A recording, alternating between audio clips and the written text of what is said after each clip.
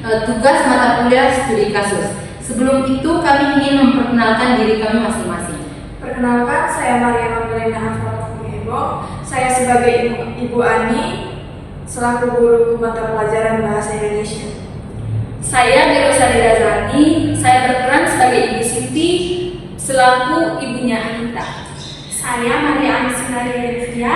Di sini saya berperan sebagai Anita. Saya Produsen Ilmu Sakti. Saya di sini sebagai guru BK atau konselor sekolah. Saya berperan sebagai guru ini. Saya Istri, saya sebagai Pak Budi dan berperan sebagai wali kelas.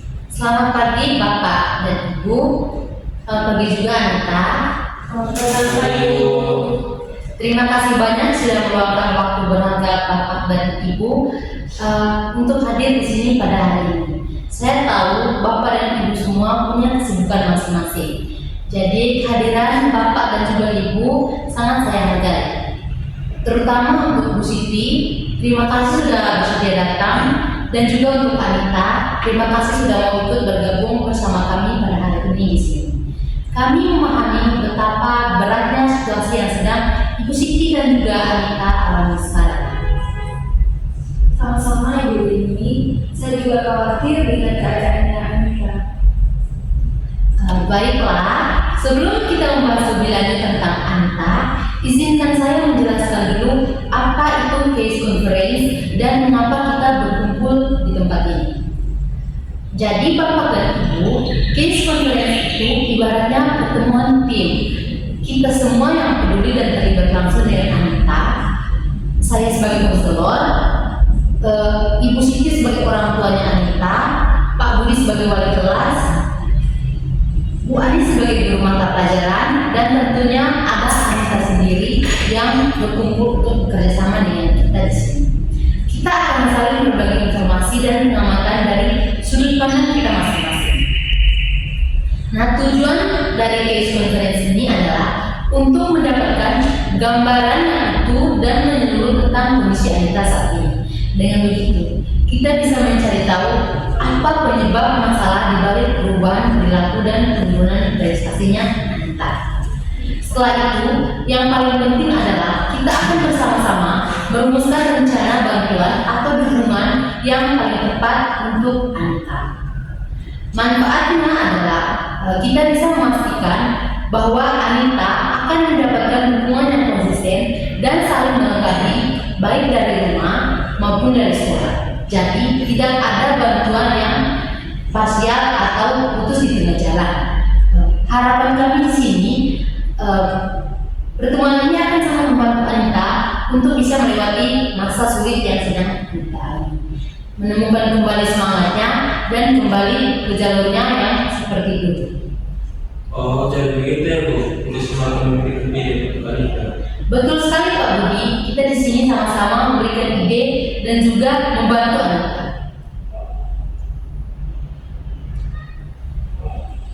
Baik, apakah penjelasan saya tentang case conference ini sudah cukup jelas?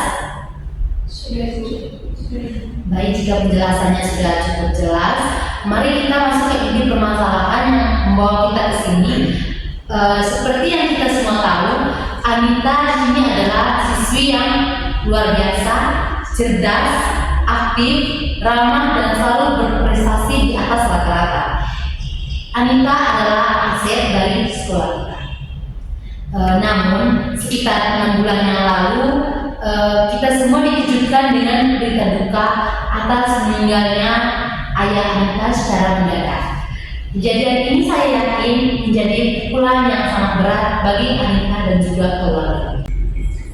Sejak kejadian tragis tersebut, kami di sekolah mengamati adanya perubahan perilaku yang sangat signifikan pada Anita. Sebelumnya Anita ini sangat aktif, tetapi sekarang ia cenderung menjadi pendiam dan cenderung menarik diri dari teman-temannya serta kegiatan sosial lainnya. Anita bahkan sudah berhenti mengikuti kegiatan ekstrakurikuler, debat, dan paduan suara yang sebelumnya sangat ia senangi dan ia tekuni. Di kelas, kami sering mendapati ia melamun, terlihat tidak fokus.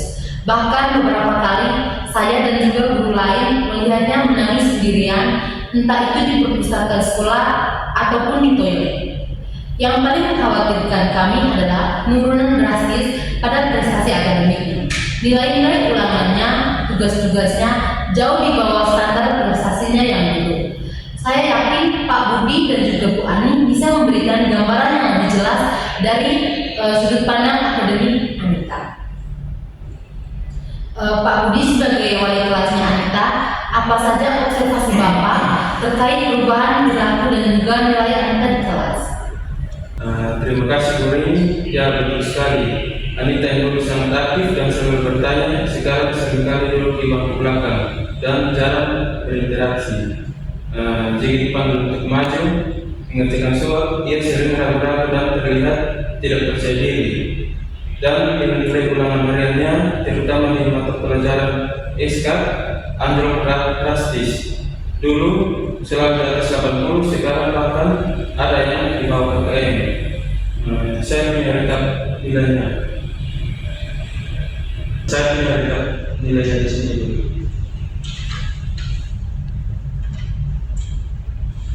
Oke, baik, terima kasih Pak Budi.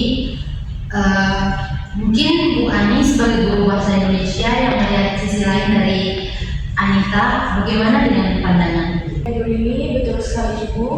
Dulu tulisan Anita selalu berbobot, penuh dengan ide dan gaya bahasa yang indah. Sekarang tugas-tugas karangannya menjadi sangat singkat, isinya juga monoton dan terkesan tanpa semangat. Bahkan ada beberapa tugas yang tidak dikumpulkan sama sekali. Saya coba panggil, tapi dia hanya menunduk dan menjawab seadanya. Ini salah satu contoh tugas esai terakhir yang ia buat, sangat berbeda dengan kualitas tugasnya di awal semester. Baik, terima kasih Bu Ani. Terima kasih juga Pak Budi, informasi dari Bapak dan Ibu sangat membantu saya untuk mendapatkan gambaran lebih jelas tentang penyebab masalahnya Anita.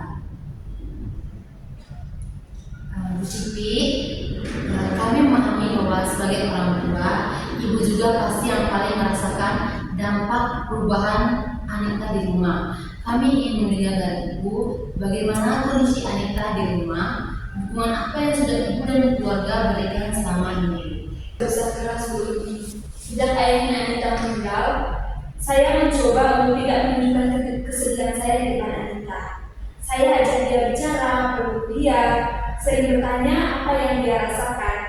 Kakak dan adiknya juga sering menghibur. Nah, kami mencoba menciptakan suasana rumah yang senyaman mungkin, memberi ruang untuk berduka. Tapi entah kenapa ia tetap saja murung. Saya sering melihatnya termenung di kamar dan tiba-tiba menangis sendirian. Jika ditanya, ia bilang tidak apa-apa. Aku baik-baik saja. Saya bingung harus bagaimana. Terima kasih banyak Bu Siti atas keterangan Ibu. Ini adalah informasi yang sangat penting bagi kita semua. Dari semua yang sudah kita dengar, jelas bahwa di sini Anita sedang berjuang menghadapi duka yang sangat mendalam.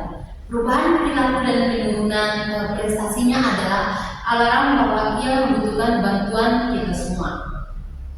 Sekarang mari kita sama-sama memikirkan langkah konkret apa yang bisa kita lakukan selanjutnya untuk membantu Anita. Kita bisa mulai dengan ide-ide dari masing-masing Bapak dan Ibu. Mungkin Ibu Siti memulai dari sisi keluarga, apa yang bisa kita kenalkan Ibu? Saya ingin sekali Anita ceria kembali. Saya sudah coba ajak dia jalan-jalan, makan di luar, tapi dia lebih sering menolak. Saya khawatir dia kesepian dan terus menyalahkan diri sendiri. Mungkin saya perlu lebih sering menemaninya, bahkan jika dia hanya diam. Atau mungkin menghadirkan teman-teman yang dekat ke rumah. Tapi saya tidak tahu siapa teman dekatnya sekarang. Itu ide yang bagus Bu Siti. Menemani dan menciptakan ruang yang nyaman itu sangat penting. Mengenai teman, kita bisa diskusikan nanti siapa yang paling dekat dengan Anita. Pak Budi, dari sisi sekolah, Pak Budi di sini kan sebagai wali kelas, mungkin adakah pendekatan yang bisa kita lakukan di kelas atau di lingkungan sekolah secara umum, Pak? Dari observasi saya, Anita memang butuh perhatian lebih. Mungkin saya bisa mulai dengan menempatkan dia di bangku depan agar lebih mudah saya bantu dan ajak interaksi, Bu.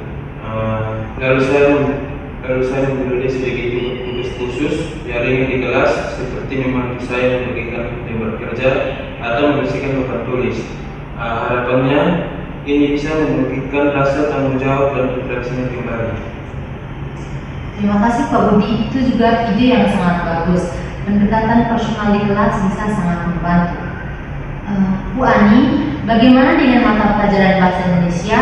Apakah ada cara khusus untuk mendukung Anita dalam mengerjakan tugas atau ulangan, mengingat dia sering terlihat kurang semangat? Baik, Ibu ini melihat kondisi Anita, saya rasa tekanan akademik justru akan membuatnya makin terpuruk. Untuk tugas, mungkin saya bisa memberikan pilihan topik yang lebih bebas, yang mungkin bisa sedikit memancing minatnya untuk menulis, misalnya tentang kenangan indah atau hal-hal yang ia sukai dulu. Dan untuk ulangan, mungkin kita bisa memberi kesempatan remedial dengan metode yang berbeda, misalnya presentasi lisan atau ujian tulis jika memang sangat sulit bagi dia untuk fokus dalam menulis. Baik, Ibu Ani, fleksibilitas seperti itu sangat dibutuhkan, Bu Ani. Memberikan ruang bagi Anita untuk berekspresi dengan caranya sendiri. Dari sisi BK, saya akan mencoba pendekatan konseling individual secara rutin dengan Anita. Saya akan coba ajak Anita bicara dari hati ke hati, menanyakan perasaannya dan membantunya mengelola emosi dukanya. Mungkin kita bisa mulai dengan seminggu sekali, durasi 30 sampai 45 menit. Saya juga akan mencoba menggali minatnya yang dulu. Mungkin ada kegiatan akademik lain yang bisa dia ikuti tanpa beban. Setahu saya, dia sangat dekat dengan Vina dan Risa, teman kelasnya di IPA 1. Mereka sering belajar bersama dan pergi kemana-mana bertiga. Oh ya, Vina dan Risa, mereka memang sering mencari Anita di kelas. Tapi Anita sering menolak ajakan ngobrol. Saya akan coba berbicara dengan mata dengan Vina dan Risa, menjelaskan kondisi Anita dan meminta mereka untuk mendekati Anita secara perlahan. Tidak memaksa dan mengajak kegiatan ringan yang dulu mereka suka. Bagus sekali Pak Budi, keterlibatan teman sebaya dengan sportif itu krusial. Saya akan koordinasikan dengan Bapak agar kita bisa memberikan informasi yang seragam pada Vina dan Risa. Selain itu, saya juga akan membuat catatan perkembangan Anita setelah pertemuan ini. Jadi kita bisa melihat progresnya. Baiklah Bapak dan Ibu, juga Anita, mari kita rangkum kesepakatan kita hari ini. Yang pertama dari orang tua yaitu Ibu Siti, di sini lebih sering menemani Anita secara langsung di rumah tanpa memaksa dia bicara. Mencoba mengajak teman-teman dekat Anita untuk berkunjung ke rumah, menciptakan suasana yang lebih hidup. Yang berikutnya dari wali kelas yaitu Pak Budi, menempatkan Anita di bangku depan untuk memudahkan pemantauan, memberikan tugas-tugas ringan akademik di kelas untuk membangun interaksi, dan juga berbicara dengan Vina dan Risa agar bisa mendekati Anita dengan empati. Yang berikutnya dari guru pelajaran yaitu dari Bu Ani, fleksibilitas dalam pemberian tugas, yaitu memberikan pilihan topik yang lebih menarik atau sesuai minat Anita. Fleksibilitas dalam penilaian itu mempertimbangkan metode remedi yang berbeda, misalnya lisan jika Anita kesulitan dengan ujian tulis. Saya sendiri melakukan konseling individual rutin dengan Anita seminggu sekali selama 30 sampai 45 menit, fokus pada pengelolaan duka dan pengembangan strategi coping dan menggali kembali minat Anita di luar akademik. membuat catatan perkembangan Anita, dan mengkoordinasi informasi dengan pihak-pihak terkait. Bagaimana Bapak dan Ibu dan juga Anita? Apakah ada hal lain yang ingin ditambahkan atau diklarifikasi? Saya setuju, semoga ini bisa membantu Anita. Siap guru, saya akan bantu terus di kelas. Saya juga akan mencoba melakukan yang terbaik di sisi mata pelajaran. Baik, jika sudah tidak ada, kita akan mencoba menjalankan rencana ini selama 1 bulan ke depan. Setelah itu, kita akan jadwalkan pertemuan case conference kedua untuk mengevaluasi perkembangan Anita dan menyesuaikan rencana jika diperlukan. Saya akan menghubungi Bapak dan juga Ibu untuk jadwal pertemuan selanjutnya. Baiklah Bapak, Ibu, dan juga Anita, terima kasih banyak sekali lagi untuk waktu dan juga komitmen Bapak dan Ibu. Dukungan dari kita semua adalah kunci untuk membantu Anita melewati masa sulitnya. Mari kita berikan yang terbaik untuk Anita. Terima kasih Bu. Pak Budi, Wani, Ibu Siti,